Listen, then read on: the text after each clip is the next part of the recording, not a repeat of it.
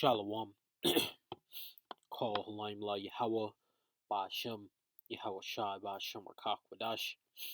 Double honors to the elders and apostles of Great Millstone who rule and teach well. And sincere Shalom to the 144,001 Now this tariff madness continues. And now we have a new beef. Trump versus Elon Musk. Okay. Now, it does seem that Elon Musk has settled down and he's kissing the ring, the king of Babylon, if you will, Trump. So I'm going to start with this.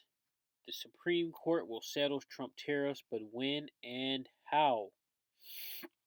When it comes to DJ Trump and the law, nothing could be more on point than a recent saga over his tariffs. 2 losses, no concrete consequences, yet chaos ahead.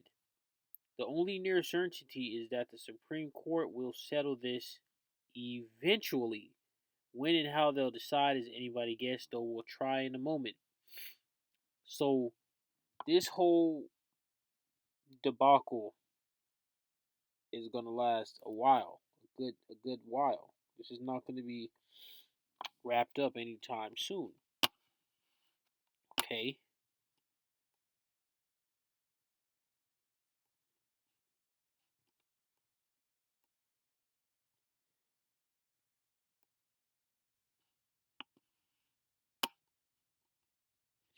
So when will the court rule?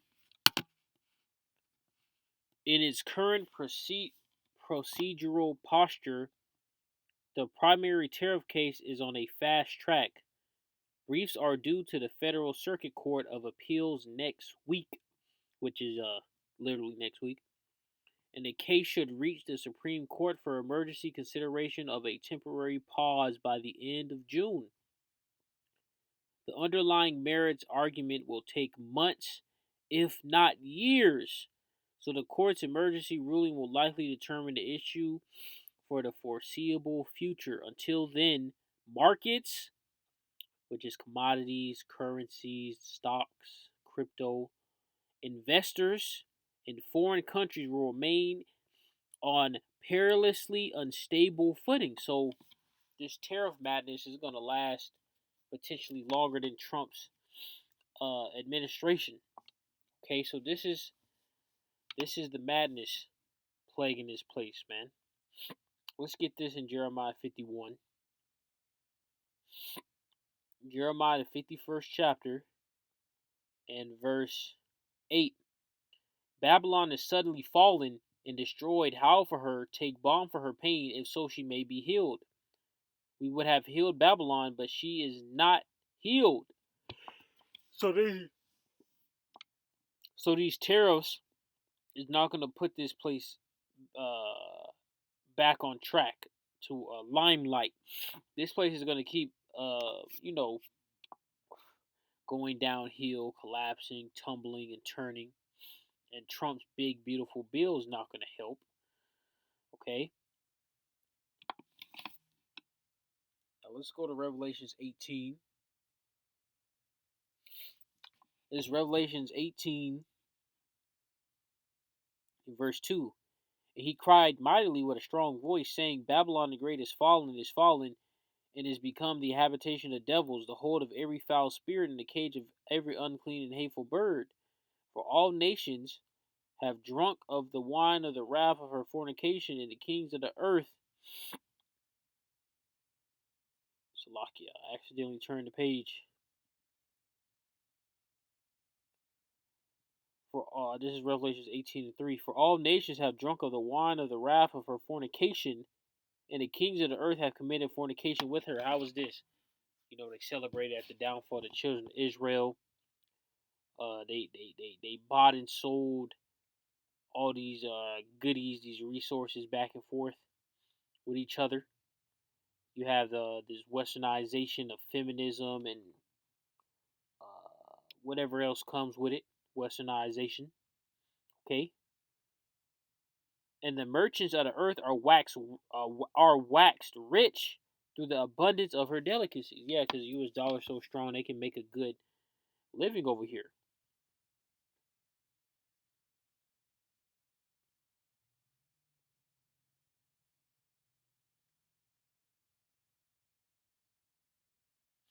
Verse 11. And the merchants of the earth shall. So, what is this going into? What? These people that are getting these tariffs, these are the merchants that are eating these tariffs right now. And the merchants of the earth shall weep and mourn over her, for no man buyeth their merchandise any more. The merchandise of gold and silver and precious stones and of pearls and fine linen and purple and silk and scarlet and all thine wood and all manner of vessels of ivory and all manner of vessels of most precious wood and of brass and iron and marble.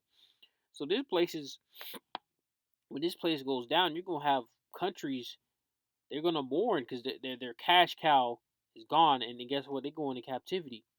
This verse 17. For in 1 hour so great riches is come to naught, and every shipmaster and all the company and ships and sailors and as many as trade by sea stood afar off, and cried when they saw the smoke of her burning, saying, what city is like unto this great city?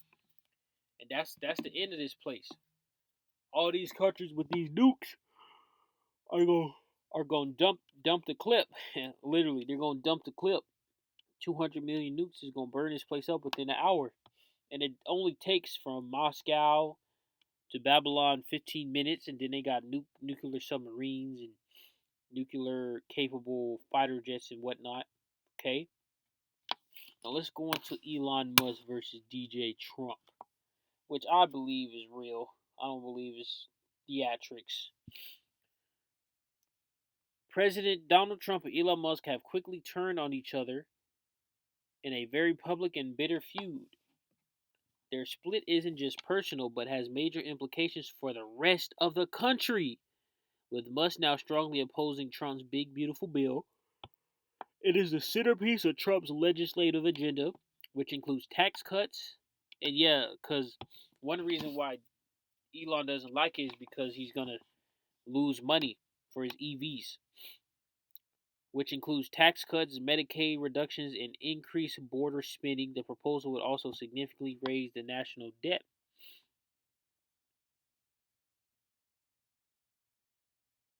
Musk took aim at the bill as massive, outrageous, pork-filled, a disgusting abomination that would massively increase the budget deficit. Shame on those who voted for it. You know you did wrong. You know it. So the first scripture that comes to my mind, let's go to Ecclesiasticus 14 chapter and verse 5. He that is evil to himself, to whom will he be good? He shall not take pleasure in his good. So guess what? The Trump and really all these heathen that come into office, man, they're just looking out for themselves and the wealthy elite and the lower level Edomites. They just gonna let them suffer, and that's what that big beautiful bill is. You got AI deregulation up in there, and all types of madness. Because this is how Esau gets down. In response, Trump threatens Musk federal contracts. Then Musk threatened to start a new political party and accuse Trump of covering up the Epstein files. Yeah, on Trump, on X, he was calling out Trump for being on his Epstein's list, and I think a video or photo came out of Trump at an Epstein party. Um, what else? You had Elon Musk saying he's gonna end his contract immediately with his Dragon SpaceX or whatever, but then he walked that back, and now basically he has to kiss Trump's ring. He's got to kiss Trump's behind, man, because Elon Musk he can't become the president because he wasn't born in America. You have to be born in Babylon the Great to become president. Now there is somewhat evidence that Barack Obama was born in Kenya. Really, no definitive proof, but supposedly there's a video out of him saying it while he's talking in Kenya, but we really don't know. But it's all everybody knows that pays attention that Elon Musk was born in South Africa, so that's out the window.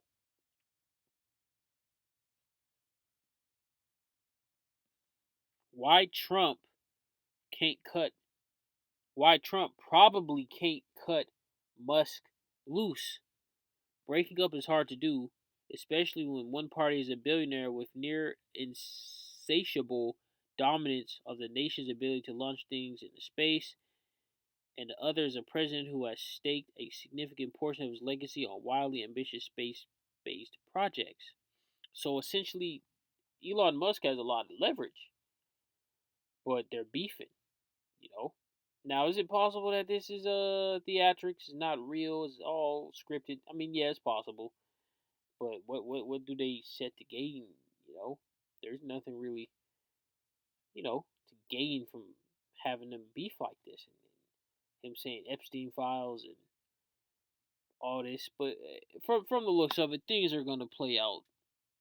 Uh, Elon Musk is gonna bow down to the king of Babylon, and that's my belief. All right, he's gonna bow down to the king of Babylon. They're gonna make up to some degree. All right. So let's go to. I'm in this in Matthew 12 chapter in verse 25. All right. And Yahushua knew their thoughts and said unto them, every kingdom divided against itself is brought to desolation, and every city or house divided against itself shall not stand. And if Satan cast out Satan, he is divided against himself. How shall then his kingdom stand? So if you got these two elites of Esau, the Edomite world, which is the world we live in currently, if they're beefing, how much more on these lower level, in the middle, above, right? This place, you Edomites, you're gonna be. And this happened with the Greeks and the Romans. They had internal conflict, backstabbing, killing each other, double crossing. It's gonna be the same thing now. And don't be surprised if bodies start popping up missing, or somebody's found dead, suicide, whatever. Especially when this beast system starts rolling out, you may see heads start rolling. All right. And with that, I don't want to rot his edifying. Shalom.